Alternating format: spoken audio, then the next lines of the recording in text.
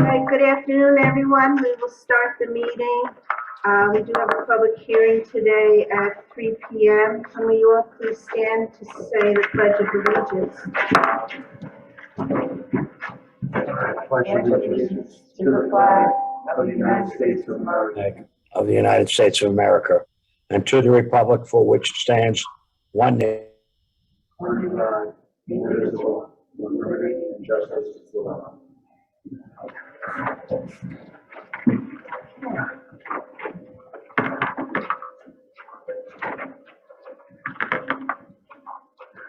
All right, I'd like to do a roll call of the members and representatives present. Suffolk County. Dorian, Dale. Town of Brookhaven, Ed Romaine, Supervisor. Supervisor Romaine. Town of Southampton, I, Marty Shea, representing Supervisor Jay Schneider. thank you. Town of Riverhead, Supervisor Vera here. thank you. I'd like to note for the record that a quorum is present, the meeting is being recorded. The video will be placed on the Commission's website, pb.state.ny.us. Minutes are also being taken. This is a hybrid format that allows in-person as well as Zoom participation. I just wanted to note, in case folks are waiting around for some of the hearings, that the Finks Farm CGA hardship application and the 57 Ryerson Avenue hearings scheduled for today, the applicants have asked for them to be adjourned. And when we get to them on the agenda, we'll say when they're going to be rescheduled to. We have no issues, right, John, with the time frames? No. Thank you. So under item 1, administrative and public comment, we will start off with public comment. Please limit your comments to 3 minutes. Yeah, we will start with the public present in the room and then go to the public, to the participants via Zoom. Is there anyone currently present in the room that would like to speak? This is the point that she wanted. Isn't this the point that you wanted assistance with? No, just in case. Oh, just in case, yeah. Okay, she'll be on standby. Okay, no one wants to speak at this point?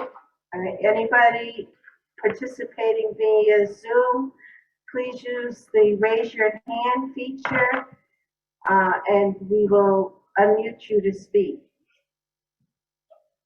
I don't see anybody. And there were no phone rings. There was one, there is one. Devin, she wants to know how to let the person in On a phone call. on a phone call. No, they have to. No, they have to unmute if the person on the telephone, if you'd like to provide comment, you have to do *6 to unmute yourself. Otherwise, we'll continue with the meeting. And there'll be another opportunity at the end of the agenda to also have public comment. Moving on to item 1B, the minutes for the June 15th, 2022 commission meeting. Are there any corrections? I'll make a motion to approve the minutes as written. I'll second it. Thank you. All in favor, please say aye. Aye. The Zoom people, I guess, have to wave. Raise your hand. Any opposed? Okay. Motion passes unanimously. Okay, item 1C, the commission budget for fiscal year 2022-2023 approved. You should have received in the e-packet sent to the commission members and reps a copy of materials related to the commission budget. Currently, for this fiscal year, we have $3.3 million in allocation from New York State which includes an annual increase of 500,000 to our prior 2 million allocation. And it also includes reappropriated funds from prior years. Does anyone have any questions on the budget? Make a motion, we adopt the budget as presented. Second. Thank you. All in favor? Aye. Any opposed? Motion carries unanimously. Now, under item 2, education, outreach, science, and stewardship, we will have the division report outs. We will start off with the Niwima Fall Academy, presented by Ms. Malangoni. Said that right? Thank you. So registration has opened as of July 1st for the Fall Academy. We'll be holding a total of 14 classes. The schedule of class is a little less still than usual years in the past, only because a lot of the agencies have restricted budgets and travel requirements due to COVID. So we're doing 14 classes, offering 14 classes, again being held at Southampton University. They welcomed us back since the Spring Academy at no charge for the facility. The only issue that we had in the spring was the traffic for all the students was a big problem. So we've delayed starting classes to a 10 a.m. start time. We're just going to run later in the evening to 6:30. So that solved that problem, hopefully. Registration for classes will close as of October 1st. There's late registration allowed if there's still room in the classes. And I believe that's about it at this time. Registration is open. They're starting to slowly come in, and I'll keep you posted on the rest. Okay, thank you. Thank you. For information purposes, are those meetings open in a remote meeting option scenario? No, we're not offering any virtual classes because the majority of them, at least half of the classes, are have field components to them, so they would lose out on that if we did virtual. Gotcha. Okay, thank you. Thank you. Thank you, Kathy. The next one, Education and Outreach Division. Ms. Parat is actually not present today, but you should have received her report in your e-packet.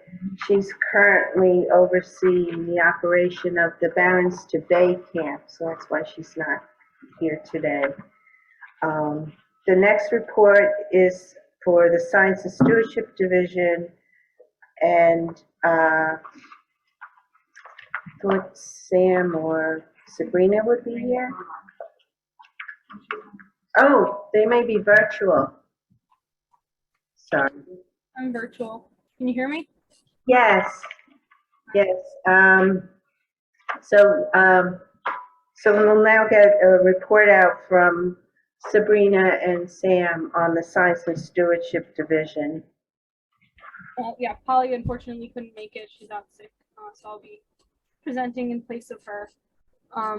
So the prescribed fire program has continued to be one of our main focuses for the early summer. I'll just focus on some of the main highlights and the new things from our report. One of the major things we did the past couple months is we're investigating a storage building for our Type 6 engine that we're working on speccing out and purchasing. So we have been exploring the option of using a Suffolk County Water Authority building in Quad on Spinney Road. So that continues to be a project. And as far as progress with prescribed burns, we had a burn at B&L on July 6th. It was a 23-acre woodland unit, which is the biggest woodland unit we burned so far this season. It was a great accomplishment.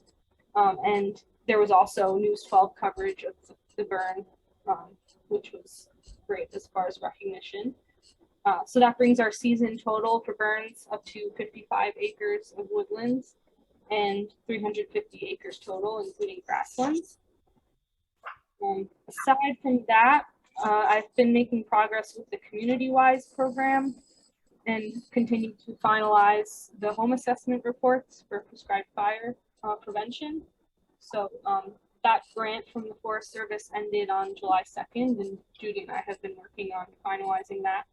The total home assessments that I completed this year were 11, as well as one mitigation project with the Hamilton household in Ridge. They did some tree work to cut back some trees from their roof, and they were reimbursed $1,086.25. As far as southern pine beetle, we continue to survey and suppress for southern pine beetle, working with DEC. And in the topic of invasive species, we also participated in Invasive Species Awareness Week in June, and have also started trapping for spotted lanternfly. So we've set up 2 traps at some high-risk locations and continue to monitor those. And then as far as training, Sam and I participated in small mammal trapping training the week of June 28th, in collaboration with New York Natural Heritage, as well as CTUC and DEC. So yeah, that's pretty much what's new for us. Questions? Yes, question, has there been any encroachment of the southern pine beetle into Riverhead? Into where? Riverhead. Into Riverhead. I'm not sure about that actually, specifically. I have to look into it. Thank you, appreciate it. Okay. So moving on, the next item on the agenda, item 2B, is a draft resolution to approve an ATV purchase for the town of Southampton Police using, it's actually commission violation fund monies. You should have received a copy of the draft resolution in your e-packet along with 3 quotes, and I would need a motion to approve. I'll make that motion. I'll second it. Thank you. All in favor? Aye. Any opposed? No. Motion passes unanimously. Item 2C, I wanted to provide an update on the forest funding. You may recall the commission at its last meeting passed a resolution to accept financial assistance in the amount of $2,700 from Forest, which is a Friends group or not-for-profit, to help pay for housing for a researcher that's performing research work under a U.S. Forest Service grant awarded to the Commission, University of Vermont, and BNL. And this grant's to develop a management guide for pitch pine regeneration post-southern pine beetle.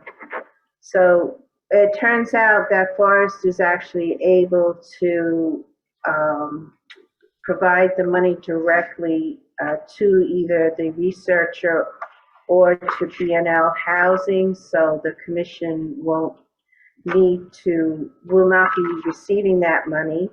And what I would like to have a motion to pass that would rescind the acceptance of the money from Forest in the amount of $2,700 that was intended to pay for housing for the researcher under the U.S. Forest Service grant, so that we have a clean record that we did not receive the money. Could I have a motion, please? Motion. Is there a second? Second. All in favor? Aye. Any opposed? Motion passes unanimously. Item 3, planning, land use, and the Pine Barrens Credit Program. We have under A, the division report updates for Compliance and Enforcement Division, Land Use and Credit Program. We'll start off with the Compliance and Enforcement Division. Tim Haas. Good afternoon. Good to be here again.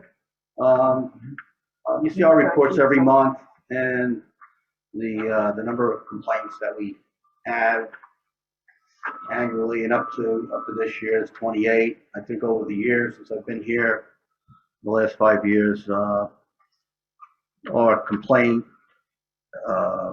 login and our violations that we investigated probably tripled. EPO days, good. good and bad, but at least, you know, we're getting the feedback, we're getting the information, both from the public towns, successful, since I've been here. So, I mean, it was successful before, and my predecessor was a one-man show.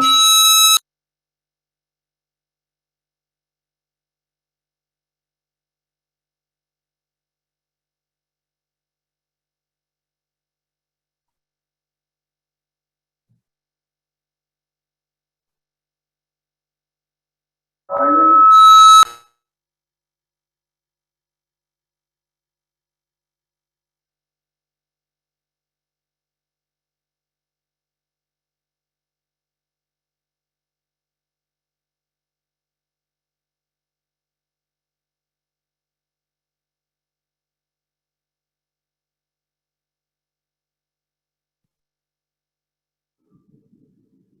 You know, I like to think we professionalized the program a little bit, you know, got better equipment, we were able to do that, just lighting on vehicles, that kind of thing. We talk about the dumping program, and that's been very successful with the trail cams, and continues to be. We have pending cases now, thanks to the help of the various agencies, the LEC, the Law Enforcement Council. You know, it's been great, the excellent relationship that we've had with the commissioners, the towns, the state, county. We couldn't do what we do without that support, so thank you very much. You know, it'll continue, and we're going to build the drone program. It is coming to fruition. We're starting to use it, monitor the Barrens, and the Beetle, and there's some ideas for enforcement too. We can work out some legal issues with that. But I just want to thank everybody. I will certainly always be in touch with this program. You know, that's where I grew up in Farnborough, so it's meant a lot to me to be here. Thank you all very much. Well, thank you for your service. Thank you. Tim, is someone has worked with you?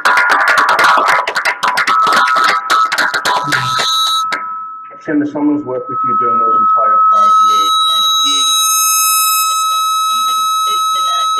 Yeah. It's in there, you think? Yes, the gentleman, the IT, is in there, is working on it. Okay. Tim, I would just like to say during those 5 years, you and your brethren have been the ultimate professionals.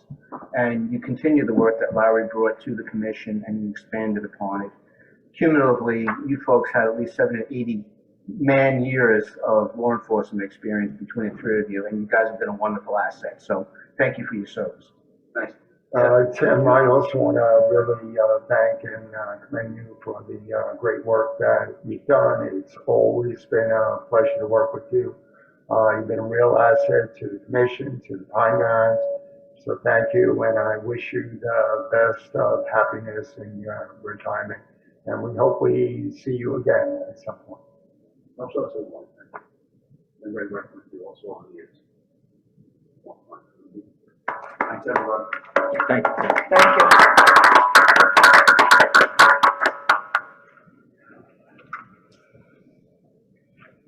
Okay, then the next report out will be from the Land Use Division, Ms. Hargrave. Thank you. Good afternoon. The report is in your package, and just to remind you that there are 3 compatible growth area hardship applications: 59 Ryerson, the 2-lot undersized subdivision, Thomasino, that's on for hearing today, and Finks, and that's adjourned. And then there is a DRS, Development of Regional Significance and Hardship Waiver Application. It's Expressway Drive North, that's the former Silver Corporate Park project, development of 550,000 square feet of industrial warehouses in 3 buildings on 71 acres in Yaphank, off of Sills, on the north side of the Long Island Expressway. And continue to respond to referrals, and some of which are on your agenda today. and work with the USGS and trying to extend and continue the work that you have funded in the last 5 years, the Water Resources Monitoring Program. So I think that's all I have. Thank you. Thank you, Julie. So the next report will be from Mr. Taverdi on the credit program. Thank you, Judy. Good afternoon, everyone. So I'm going to give you a brief report on the credit program activities for this year. So just last Friday, we recorded another 2 easements. So that would give us additional 6 parcels in the program. We generated 6.21 credits. Tory 8 credits have been redeemed, most of them for commercial projects. And that number also includes 9 credits redeemed for residential project in the town of Brookhaven. Those were the credits that were purchased from the commission last year through the credit auction. Almost 26 credits have been sold, and the average price differ in each town. In the town of Brookhaven, it's 100,000 per credit. Almost 84,000 in the town of Southampton, and 78,500 in the town of Riverhead. So the average price for all 3 towns is almost 92,000 per credit. 9,200. 92,000. It is, okay. In terms of easement monitoring, Tory parcels have been inspected, and we have installed 8 signs. A brief update on the Reach Church property. They applied for the credits for vacant property in the town of Brookhaven. The problem was that the site was partially cleared. The commission staff visited it recently, and as part of the consent order, they satisfied all the requirements to restore those disturbed area. So in terms of finances, we still have $2.5 million in a county treasurer bank account, and the interest build up was $1,200 for this year. And we have a separate commission account where we put $900,000 from the credit sale last year. So I have, if you have any questions. Thank you, Jane. So moving on to item 3B under core preservation areas, the New York State DEC referral, the Conic Sportsman's Club herbicide application to treat invasive fanwort with fumarazion in Donahue Pond and inlets on 42 acres. It's on River Road in Manorville. This was a DEC referral that commission staff has prepared a response letter. Julie? There's a draft letter in the package in response to this referral from the DEC that expresses some questions that we have on the proposed product and active ingredient and its potential impacts, environmental impacts, and alternative options for treating this invasive species. There are invasive species regularly arise in this ecosystem, this habitat in the pond, and are there other products? Are there other methods that could be used? What are the impacts to the habitat and public health, if any? And if there's a long-term maintenance plan. I think the attorney is here today. May have some additional information to give you that he just sent this morning. Okay, as long as you understand it's not an action today before the commission, it's just sending a referral response. But of course, we welcome the information. Yes, thank you. Understood. Good afternoon. My name is John Armentano. I'm an attorney with Farrell Fritz, and we represent the Peconic River Sportsman's Club in this application. We're here just to comment on the draft letter that we reviewed. I have submitted to you our position on this, as well as our consultant, that is Solitude. Solitude is the applicant's representative who's applying for this permit. This is, as you know, Diamond Pond is a property of the Peconic River Sportsman's Club. It has been subject to an invasive species fan wart. This was treated several years ago, about 13 years ago, by Solitude with a different chemical, which is called Sonar. It was again treated 8 years ago with the same chemical. The chemical requires to be broadcast over the entire property and the entire pond. This new herbicide is called Clipper, and we detailed that, and we actually have a detailed response to Ms. Harber's letter from our consultant, Solitude, who answers a lot of the questions that she raised. I just had a few other comments to make. You know, the issue of Clipper here is that it is much more effective and has a shorter half-life. So these are things that we believe will be more helpful, and that's why Solitude has recommended this product for application. I believe that part of the issue here is that this is a referral to this board. And I believe while that may be how it was sent to the commission, I'm not sure that this type of herbicide application fits within the definition of development. I indicated that in my letter to you, where that this development excludes environmental restoration activities. This is the restoration of the pond. This is the removal of invasive species. And again, Article 57, 107.3 also discusses expanding the use of recreational activities on the property.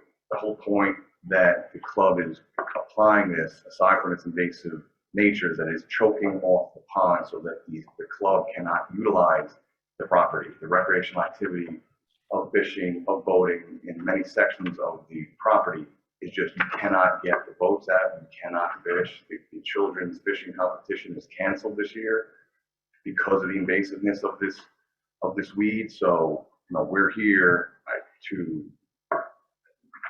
explain to you how we think, at least our interpretation is that this is not development that would require the commission's approval. Although if that is not the case, we do believe that this falls within the land use plan of the Pine Barrens, because it will be removing invasive species. That is one of your charges. That's part of your, I believe, one of your charges in 2003. You were brought on to, you know, consider the removal of invasive species such as the beetle and everything else. This is an aquatic invasive species.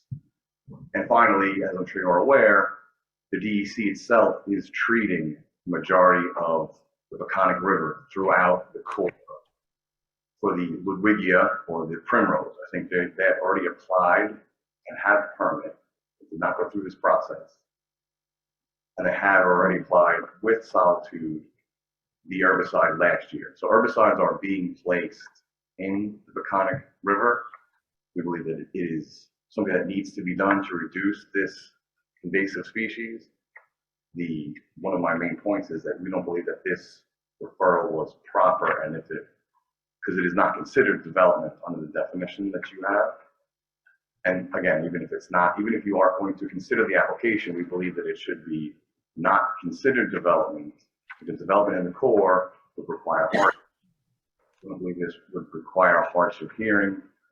The other important factor is that we have a limited period of time within which to apply this herbicide.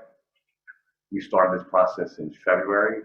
I am a little surprised that we're here in July talking about this. The referral was actually sent on July 12th. It might have been better if we had a much earlier time frame to address, but we tried to address this as quickly as we can. I have submitted you information here for the record. I can obviously answer any questions and welcome any if you'd like. What's your drop dead date on application? they've told us the effectiveness starts to dwindle when you get into the early fall. So, September would probably be a very absolute deadline. I mean, we're trying to get into the window here. We have received approvals from the town of Riverhead, the town of Brookhaven, the pesticides, Article 15 has approved this use. We're just waiting for tidal wetlands. So to answer your question, we're in our drop dead date. The end of August is probably the time frame that we have to be applying this chemical to make it effective, is what I've been told from Sonsud. Can I ask a question? I'm just curious, since this sports club is wholly within the town of Riverhead, what is it that you need from the town of Brookhaven? A portion, Mr. Supervisor, is the lake is actually split in half. It falls partially within the town of Riverhead and partially within the town of Brookhaven. So through the application process, we did apply and received approval from the town of Brookhaven. Okay. So have you received approval from the town of Riverhead? Yes, we have. Okay, so this is the last step, I would assume. Is this in fact something that the commission considers development? My position is that it is not, obviously. The commission has its own opinion in council. Okay. John, can I ask, Supervisor, are you all set with your line of questions? Yes, thank you. You're welcome. John, may I ask, who in the town of Riverhead or what department approved the application? Don't have it in front of me. I didn't bring that information, but I know that we have received it. I have a copy of it, I believe. I also sent it to the DEC, so it was reviewed by this department, Okay. by the town. Could you call me later or send me an email? That would be great. McCormick@townofriverheadny.gov. Thank you. Thank you. John, just a question. Has any kind of biological inventory been done on these barns to see whether or not there's any rare plants or animals? And if so, has an assessment been done as to whether or not the application of the herbicide might affect those species? My understanding is Solitude has conducted several surveys of the property. They have not identified on the EAF that there are critical species of distinction. And I know it's a critical environmental area, the river is, but they did not identify any critical species within which this would affect. And the application period of time is, the half-life makes it's no longer effective within about 2 or 5 days. And there's also, as you've seen in what we've sent here, there is no prohibition on fishing, there's no prohibition on any recreation activity, swimming, all things can be conducted in the water so there's no impact to the recreational use or human activities. Is it fast growing? Fanwort is very fast growing. We've applied, this has been an ongoing problem, and it also extends further down into the Peconic River past the club. It is choking off major sections of our waterway and further down. So it is a very fast growing Has it approached Riverhead? It has. It is in your waterways as well. Well, I know the Sportsman Club, but I saw it down on Main Street in that area. You can see it on Edwards Avenue. It is you can. on Edwards Avenue by that dam. There's a significant amount of the fan wort there as well. Yes. So what's the next step? Well, at this point, we were, So the go ahead, I'm sorry, so go the ahead. You the one? all right, so the commission, all they're doing is sending a letter to the DEC for requesting additional information. So they haven't made it, the commission has yet to make a determination whether it's development or not. It's doing sort of an investigation on what's going on. At one point, with that information from the DEC, you may be tasked with determining whether this is development or not. And depending on that answer, will then guide Mr. Hamatama's client in their next steps. How long would that take? So the letter would go out, if approved by the board, we'll go to DEC today, and hopefully the information from the DEC could be turned around. And then if the information is provided, we could re-examine this at the next meeting. Is there a way of self-accelerating it? You're Through email asking with that, the commission? I'm sure you are not alone in asking the DEC to accelerate that process. We will go as fast as we can in getting the information out. to the DEC, and we could give a phone call to tomorrow, the next day, to see if they can turn around information quickly. Based on that, the commission hasn't made a determination yet on whether it's development or not. That's your threshold question, and that's open. We're just seeking more information and also providing information to the DEC as they review this application. The DEC has as are all levels of government, are required to make sure their activities conform with the plan and the act. So the DEC has to, they need this information to make that determination and form. So really, we're at a fact-finding statement or stage, but we can try to get those facts quickly.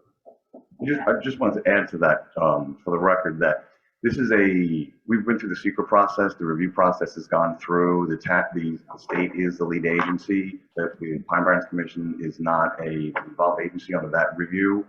To be more specific, this is a referral process. What we are seeing, and I've done plenty of referrals in my lifetime, 239M is a very good example of a referral process. I know that this has been couched as a referral to this board, but the simple question to this board is whether or not the application of an herbicide to the waterway is development. It boils down to that simple fact. The fact that the DEC has also issued its own permits without seeking this board's approval, I think is indicative of this not being considered development. The fact-finding questions that are in here are inquisitive questions as to what can be done differently in different uses. These are questions, but the issue here is really distilled down to whether or not the board considers, the commission considers this act, not what's being used, not other ways to do things, but whether the application of an herbicide to kill an invasive species that is choking off a river, which is preventing the recreational activity of the club and others, because this is traveled south, is development. So I think, with all due respect to Mr. Milazzo, the question of this falls to the board to make a determination of development, and that's all that the DEC is asking for, if that's even a correct request. Just so we have a clear record, and actually it's discussed in my letter. I don't think they're asking that. I think they asked for comments based on their permit application. They're not asking development. No, I believe they are. I think the letter to the DEC in the referral package is this in compliance with, which is a development question. I think that's where this kind of hangs. It's really that issue. And if it's development, the commission then would be an involved agency. So let's make sure we get our seeker accurate for the commission. So right now, the commission needs information to determine whether it's development. And when they need all the information they can get to make that determination, there's no, it hinges on whether it's development or not. Right? We're agreeing on that. But the commission is, through its staff, has said, we don't know yet. And when we have this information, we can then determine whether it's development or not. Because, that's where the commission is seeking a little more information to make that crucial decision. Understood. I just encourage you to read what we've submitted as part of your deliberations on this matter. And I would just offer that whether or not the activities are deemed development, I still think it's appropriate for the commission to act in an advisory matter and to provide comments to the DEC in response to their referrals and raise appropriate questions in order to get additional information. This commission is charged with protection of the Pine Barrens and its ecology. So I think it's, again, whether or not it's deemed development is still appropriate for the commission to send advisory comments at this time and to request additional information that can be used in making that determination. So I'd like to make a motion to send the advisory comments to the DEC. I'll second it. All in favor? Aye. Any opposed? Motion carries unanimously. Oh, Angie. Excuse me? Who? Oh, Jody Gabriel? I apologize. Okay, so we'll have her come up.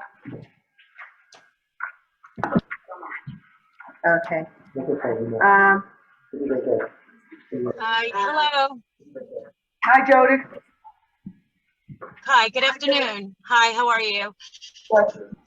Thank you all for your consideration on this project. I did receive a phone call from Peconic Sportsman Club because they were very concerned about the fact that they had a permit to apply a pesticide which expired. It expired due to COVID and the contractor not being able to perform the work. So where the invasive species, the fanwort, was always under 10 acres. New text message from Eric. Which is why you've never seen it before. It has now expanded. It has a rapid growth and it is affecting the oxygen in the river and the ecosystems in the river. So the New York State DEC, who I have been in constant communication with about this, has just seen the letter from Ms. Hargrave today. And yes, they are very inquisitive questions, but the DEC, the New York State DEC, is seeking lead agency. And I'm sure that they will be taking those things into consideration, as well as other methods of trying to get rid of this invasive disease. My concern is that I represent not only Peconic River Sportsman Club, but I represent Peconic Lake Estates and the town of Riverhead. And where the expense of $80,000 is being paid, where it was always, a very small amount, less than 10,000, now $80,000 to get rid of this invasive species. And I'm concerned that it is going to have a cost effect, not only on Peconic Lake Estates, but also on the town of Riverhead, as this is this invasive species fragments. The stems come off, the seeds can be born somewhere else, and then it becomes everybody else's problem. So due to COVID, this was pushed off for 3 years. And they really need to get in there and do this work right away. Otherwise, I feel it will affect Peconic Lake Estates and the town of Riverhead. So I know that you had already voted, but I'm asking for consideration that the New York State DEC will take Ms. Hargrave's concerns into consideration when and if the permit is issued. The approval has already come down for Article 15, which is the type of pesticide. And then it went to freshwater wetlands. And because it is over 10 acres, the DEC is telling me that it had to go out for secret review. And as I stated, all of these comments into consideration. But I'm concerned that if you're approving the letter to go back to the DEC and then waiting for comments to come back from the DEC with answers to the questions, then it could be another 60 days before it gets back to the Pine Barrens Commission for an approval. And it was my understanding that this was just a request from the Pine Barrens Commission as to whether or not they considered development. I could be wrong, but that is what I was kind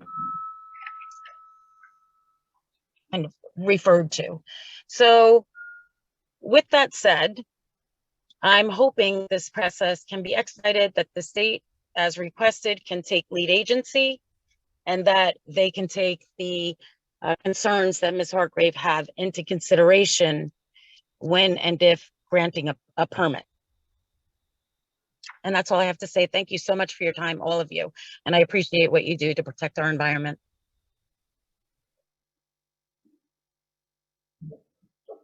I just wanted to add one other thing, and I apologize for bringing that up. The commission has an easement on this property, so not only is there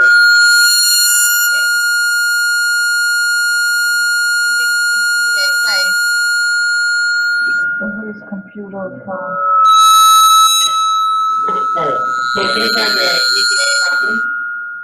so we also have that jurisdictional basis for reviewing it, so those actions need to be consistent with the easement, and we've had a long history of working with the program on easement questions.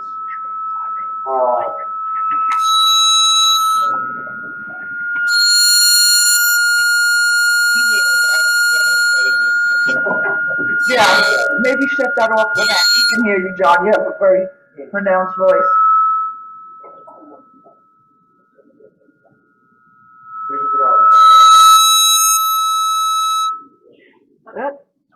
Okay, so that's the So anyway, mic. we have a jurisdictional hook as well on the Pine Barrens credit. This is a great example of the credit program working. These guys got a ton of credits, they've been using them, selling them, to preserve some uses for them, but we just want to make sure that this is consistent with the easement they have. We've had this type of review on other actions that they've undertaken at the site, and we've actually had an enforcement action or two up there as well when they did some things that weren't necessarily consistent with the easement. So I think this is just sort of a holistic look by staff on this application, put it into context with the Article 57, put it into context with their easement, get the information it needs from the DEC, and bring back a recommendation to the commission next month. And that would be the goal, and we appreciate the Assemblywoman's comments, and we'll expedite as best we can. Now, I see a copy here from the DEC, and it says, it identifies Donahue Pond, and it says, this site is located within the core preservation area. Could you please advise me as to whether this project meets your criteria for approval at this site? There's no mention on that letter from the DEC as far as it being development. I think they just want to see if this can be applied at that particular location. So looking at the immediacy of it, the fact that is, it's continuous growth that breaks off and it can make matters and it can be very costly. Waiting for the DEC, then waiting for a meeting. Maybe, we'll try to expedite it. I think that we're talking, 6 weeks from now, September is how long, That is so. the only question I do have is your next meeting, I believe. I'm not sure when that is. So, do we have a calendar, do we know that? August 17th, I think. Ah, It well, is we August need to move 17th. this. Yeah, we need to move this. I'm concerned, as to, the size of it, and I understand it goes very quickly. The Assemblywoman said it was 10 acres. Now it's 47 acres. The entire pond is covered with this, so we can also. How fast did it grow from 10 to 47? Within 5 years. Well, the thing, what you had also heard is we had a COVID issue we had applied for with Solitude during the height of COVID. That lapsed. We did not receive approval. I just want to be clear for the record. It expired based on issues associated with COVID. Nothing took place, and it just lapsed. So we are now trying to get back in front of it. Okay. Well, thank you, John, for offering to try to move this along. We appreciate that as well. Okay, thank you. Thank you. Okay, moving right along. Yes.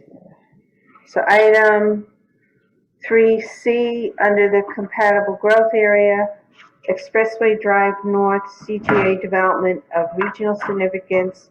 This is the development of a 549,942 square foot warehouse on 71.45 acres on the LIE North Service Road, which is west of Sills Road in Yaphank. This is on for today to schedule a public hearing. The decision deadline is October 10th, 2022. I don't know if Ms. Hargrave would like to add anything else. Thank you. Just to schedule the hearing for August 17th. Can I have a motion to schedule a public hearing for Expressway Drive North, CGA DRS, and it's also a hardship application on August 17th, 2022 at 3 p.m. Motion. Do I have a second? Second. All in favor? Aye. Any opposed? Motion carries unanimously.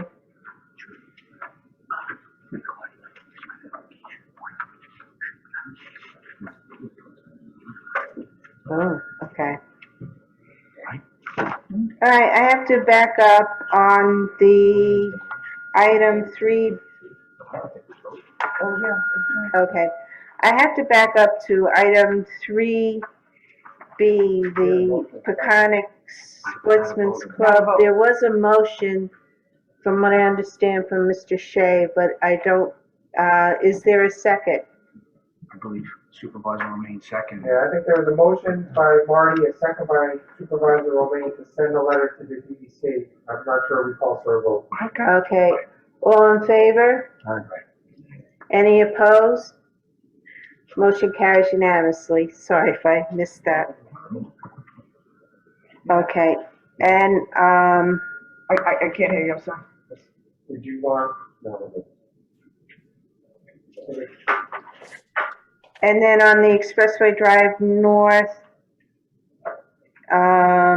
we left off with a motion by, Supervisor Romaine, second by Marty, and all in favor? Aye. Aye. Any opposed? The motion carries unanimously. Now we're up to item 3D, 59 Ryerson Avenue subdivision in the compatible growth area hardship waiver, which is in Manorville, 2-lot substandard subdivision on 0.8 acres in A2 resident. The applicant has requested to adjourn the hearing scheduled for today and provide an extension of the decision deadline. We'd like to have a motion to adjourn the public hearing for 59 Ryerson Avenue subdivision CGA hardship waiver at the applicant's request and to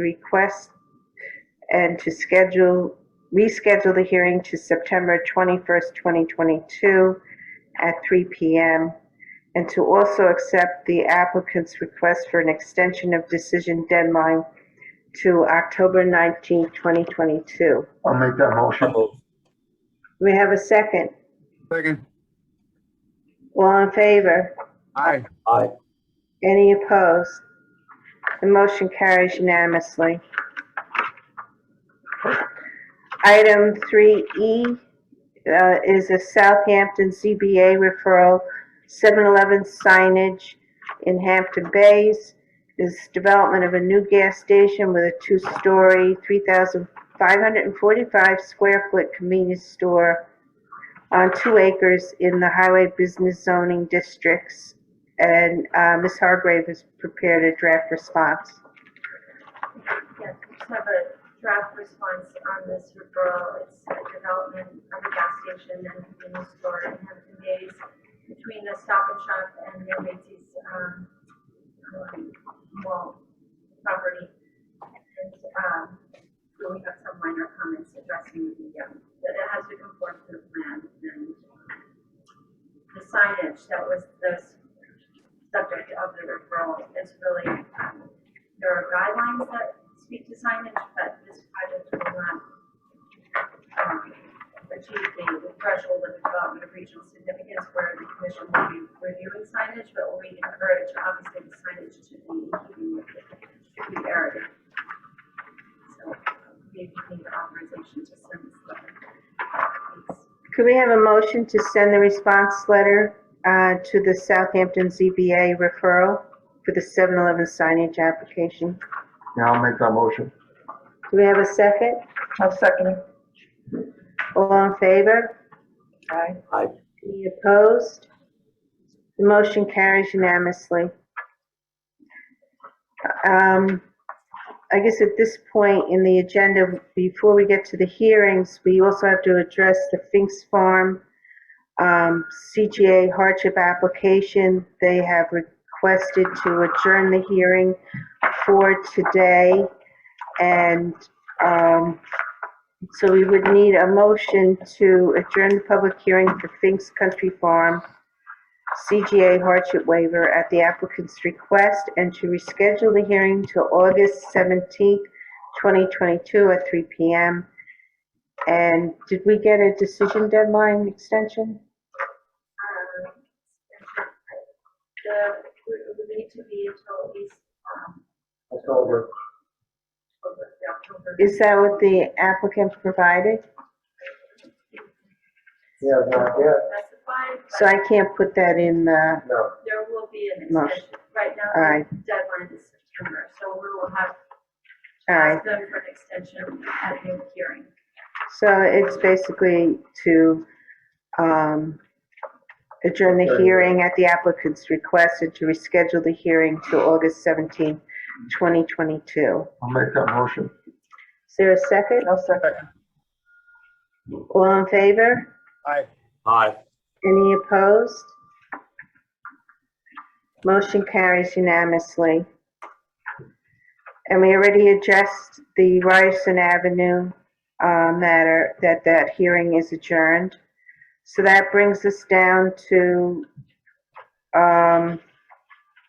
let's see, it's 3 o'clock, so we could either do public comment now, or what is your preference? Public comment now or go right to the hearing?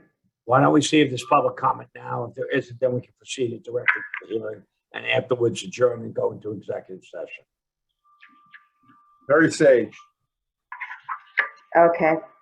All right, I'd like to open it to the second public comment portion of the agenda. Does anyone present in the meeting room have any comments that they would like to provide at this time? Okay, Nina, could you please?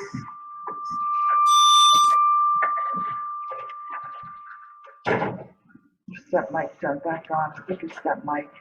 We're gonna have to replace it. I can be loud. Yeah, we're gonna replace that mic It's next okay, time. I can be loud. Teaching for 30 years, I can be very loud. Okay, how you doing? So, I think that's what's crossing me. I'm very concerned about the last item that we heard, 3A. Reading over the comments from staff and looking at the toxicity, looking at the label indications, and looking at the MSDS, I would be concerned about toxicity to animals and humans, and if there's another way to address this, as Ms. Hargraves mentioned, perhaps there is. We should look at that, or you should look at it. And so we do appreciate, Crime Barrens Society does appreciate that this commission is going to take a hard look at everything, send this back to the DEC and get those comments. Excuse me, That's 3B, this I is not think. part of the hearing. Not yet, no. I'm sorry. Isn't that you're talking about 3B? I think you're talking about 3B, right? item The 3B. Peconic Sportsman. Yeah, 3B. Because, you're going to review it, thank you. That's basically what I'd like to say, because Ms. Hargraves raises important issues, and I went a little further, looked at all of that, studied the MSDS, and this particular chemical really deserves a hard look. Thank you. Thank you. I agree. Is there anyone else that wishes to speak at this time? Anybody on the Zoom virtually that would like to speak? Please use the raise your hand feature. Okay, and the person on the phone, if they want to do any comment, you would have to unmute yourself by pressing, was it *6? *6 to my agenda, yeah. I actually would need at this point a motion to close the public portion of the meeting and Motion to close. executive session to obtain legal advice from counsel, and the commission will not return to public session. We have a motion from Supervisor Romaine. Motion from Supervisor Romaine. Do I have? Yes. Seconded by Supervisor Okay. Aguirre. All in favor? Aye. Any opposed? Motion carries unanimously. So that ends the meeting for today. All right. Thank you very much. So we can do the exec here. Yeah. Yeah. Executive session in 2 minutes. And Supervisor Dorian, you should be received a link for that Bye. advisory or executive session. Yeah, just, I'm gonna leave and then come back. Okay, later. Yes, you have to leave and go to, he's gone. I'll be glad when we lose one part of this.